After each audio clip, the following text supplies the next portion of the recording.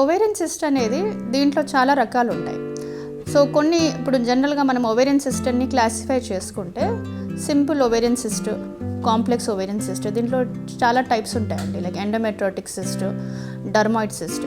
Simple ovarian cyst మనకి size ఒకవేళ <4 centimeters అట్లా ఉంటే, అంటే కారణాలు ఏంటి, ఓవేరియన్ సిస్ట్కి మనం మెయిన్గా ఎలాంటి కారణాల వల్ల వస్తుందనేది చూసుకొని దాని ద్వారా ప్రెగ్నెన్సీ ఇంపాక్ట్ అవుతుందా లేదా అనేది చూసుకుంటాము. జనరల్గా అన్ని ఓవేరియన్ సిస్ట్కి సర్జరీ చేయాల్సిన అవసరం ఉండదు.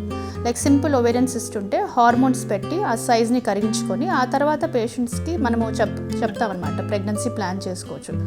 కొంతమంది పేషెంట్స్కి మనకి సైజ్ ఒకవేళ more than 8 centimeters, 9 centimeters ఉంది, ప్రెగ్నెన్సీకి న్యాచురల్గా కన్సీవ్ చేయలేకపోతున్నారంటే లాప్రోస్కోపీ ద్వారా ఆ సిస్ట్ అనేది రిమూవ్ చేసుకొని ఆ తర్వాత వాళ్ళకి న్యాచురల్గా కానీ మెడిసిన్స్ ద్వారా కానీ ప్రెగ్నెన్సీ తెప్పించవచ్చు.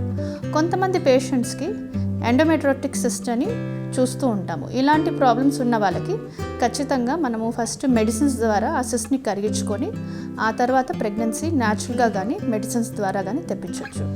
సో అన్ని ఓవేరియన్ సిస్ట్కి surgery is not the option. కొన్ని ఓవేరియన్ సిస్ట్కి హార్మోనల్ పిల్స్ కానీ, ప్రొజెస్ట్రాన్ పిల్స్ కానీ, కొంతమందికి అల్ట్రాసౌండ్ గైడెడ్ ఫ్లూయిడ్ యాస్పిరేషన్ కానీ చేయడం వల్ల ఈ సిస్ట్ అనేది కరిగించుకోవచ్చు.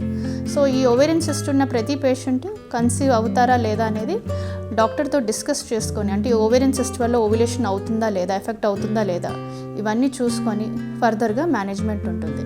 సో ఓవేరియన్ సిస్ట్ ఉన్నప్పుడు ఇమీడియట్గా మీరు గైనకాలజిస్ట్ని సంప్రదించి ఆ సిస్ట్ వల్ల మీ ప్రెగ్నెన్సీ న్యాచురల్గా రావట్లేదు అని అంటే దాన్ని కరిగించుకొని ఫర్దర్గా ప్రెగ్నెన్సీ కోసం ప్లాన్ చేసుకోవాలి.